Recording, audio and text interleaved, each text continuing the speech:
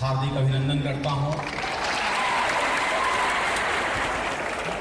आप सभी की उपस्थिति हम लोगों को गौरवान्वित महसूस करा रही है। यूं महसूस होता है मानो आप इस सभागार में उपस्थित होकर प्रकाश पुंज की भांति हम लोगों का मार्गदर्शन कर रहे हैं। आप सभी माता पिता की उपस्थिति इस सभागार में देखकर बरबस ही एक शेर याद आता है मिर्जा गालिब की। आप आए इस सभागार में, खुदा की कुदरत है, कभी हम आपको कभी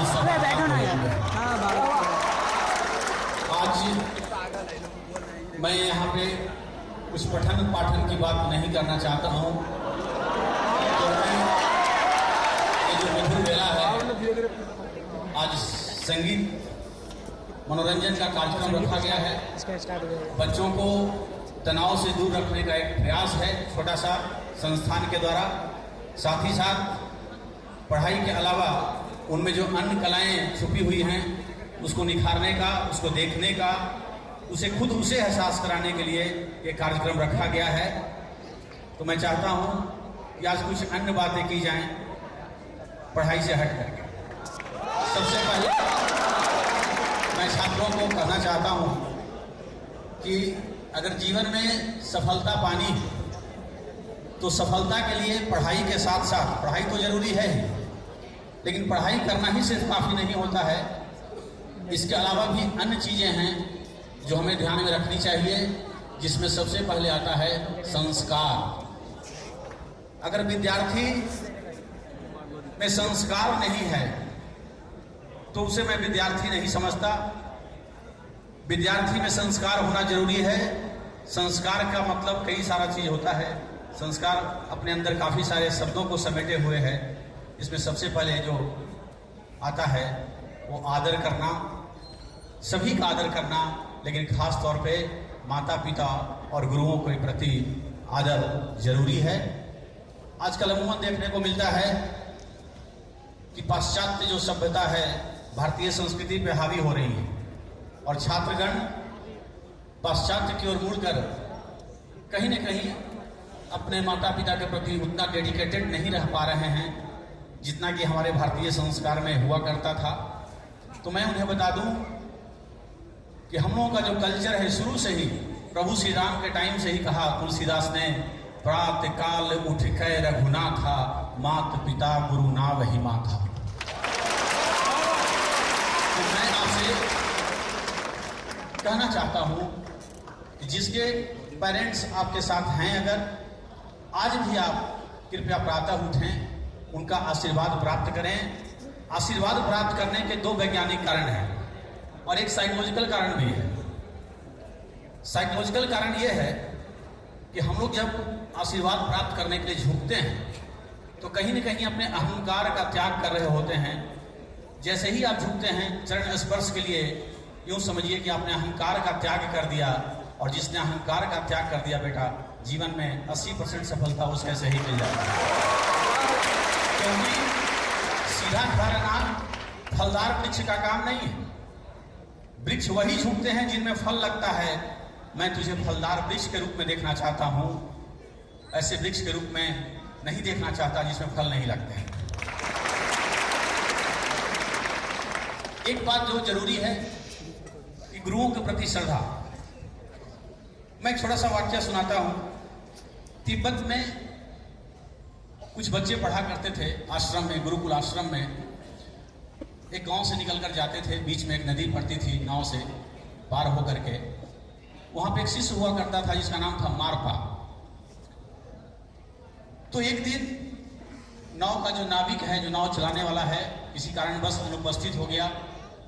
गांव के सारे बच्चे नदी पे गए, लौट कर चले आए और मारपा स्कूल पहुंच गया। गुरुजी ने पूछा कि सारे बच्चे नहीं आए, तुम कैसे आ गए?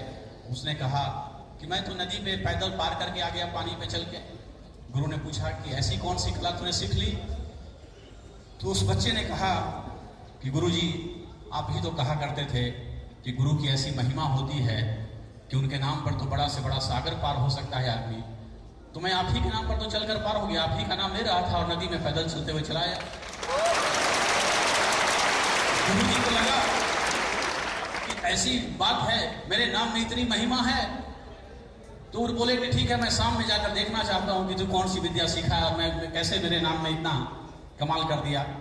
शाम में जब वो गए छुट्टी के वक्त, मारपा फिर नदी पे चलने लगा पानी पे, तो बोले मारपा इस वक्त तुम क्या कर रहे हो? तो मैं आप ही का नाम ले रहा हूं गुरुजी। गुरुजी को थोड़ा अभिमान आ गया। गुरुजी को लगा तेरे की, तो मेरे ही नाम पे जा रहा था और हम ही अपने आप को नहीं समझ बैठे। वो बोले ठीक है, मैं भी चलकर दिखाता हूं। जैसे ही कदम बढ़ाए नीचे चले गए, डूबने लगे। शिष्य ने पूछा गुरुवर ये मैं क्या देख रहा हूं? वो होश में आए और बोले कि मारपा शायद तुम्हें मुझ में सच्ची श्रद्धा है, इसलिए तुम नदी को पार कर पा रहे हो, और लगता है कि हमें हमारे गुरु में श्रद्धा नहीं थी, इसलिए हम डूब रहे हैं। तो मैं कहना चाहता हूं कि गुरुओं के प्रति सम्मान का भाव होना चाहिए, आदर का भाव होना चाहिए, क्योंकि गुरु में जब सम्मान होता है तो वो सारी विद्याएं जो सीखने में काफी वक्त लगता है, काफी समय लग सकता है आपको सीखने में, आप सहज ही सीख जाते हैं। तुलसीदास जी ने कहा है प्रभु श्री राम के बारे में ही कि गुरु गृह गए पढ़न रघुराई, अल्पकाल विद्या सब पाई। बहुत कम ही समय में उन्होंने विद्याओं को पा लिया। क्यों? क्योंकि माता पिता और गुरुओं की बड़ी आदर करते थे। तो दूसरी बात है संस्कार के साथ साथ कि यहां विद्यार्थी अपने ऊपर भरोसा नहीं करते हैं। उन्हें विश्वास ही नहीं होता कि मैं IIT कर सकता हूं, मेडिकल कर सकता हूं। दूसरे उन्होंने कुछ समझा दिया, IIT बहुत टफ होता है, मेडिकल बहुत टफ होता है, उसे वो मान लेते हैं। मैं कहता हूं कि अपने ऊपर विश्वास रखिए, आप कर सकते हैं, क्योंकि जिसने विश्वास खो दिया वो सफलता का रहस्य खो दिया। जो सबसे बड़ी रहस्य है सफलता पाने की, वो है आत्मविश्वास। मैं एक छोटा सा वाक्य आपको बताता हूं, एकदम रियल वाक्य है और कहीं स्टोरी में भी आया है। हमारे गांव के बगल में एक जमींदार फैमिली हुआ करती है, आज भी है। उन लोगों का काम ही है हाथी पालना। हाथी पालते हैं, हाथी भी उनका व्यवसाय है। एक साइड से लोग जाते हैं, सब लोग उनके यहाँ हाथी का बच्चा खरीदते हैं, वो हाथी बेचते हैं। मैं भी एक बार हाथी का बच्चा खरीदने के लिए उनके यहाँ गया तो देखा कि एक विशाल हाथी को उन्हें पतली सी जंजीर से बांध कर रखा हुआ है। मैंने कहा कि सर ये इतने विशाल जानवर को आप इतनी पतली रस्सी से बांध कर रखे हो, आपको डर नहीं लगता? ये मकान के अंदर पाले हो, इतना विशाल, पागल हो जाएगा तो सारा दीवार तोड़ देगा, आप लोगों को मार देगा। बोले नहीं प्रोफेसर साहब, ऐसा नहीं है, ऐसा नहीं कर सकता है, क्योंकि हाथी को उस समय से हम रखे हुए जिस समय से बच्चा था, और जब बच्चा था नटखट था, उछल कूद करता था, उस समय इसकी शक्ति नहीं थी उतनी। मैं उसी समय से इसको इस पतले चेन से बांधते आ रहा हूं, उछलते कूदते ही चेन को नहीं तोड़ पाया, और आज जब ये बड़ा हो गया है तो इसे विश्वास हो गया है कि चूंकि पहले हम नहीं तोड़ पाए थे, इसलिए आज भी ये नहीं तोड़ पाएंगे, इसलिए अब कोशिश ही नहीं करता। तो मैं कहना चाहता हूं कि आप ऐसा मत कीजिए, आप लगातार कोशिश जारी रखें, आप सफल होंगे। क्योंकि दिनकर ने भी कहा है कौन विघ्न ऐसा जग में, टिक सके वीर नर के मग में, हम ठोक ठेलता है जब नर, पर्वत के जाते पांव खड़, मानव जब जोर लगाता है पत्थर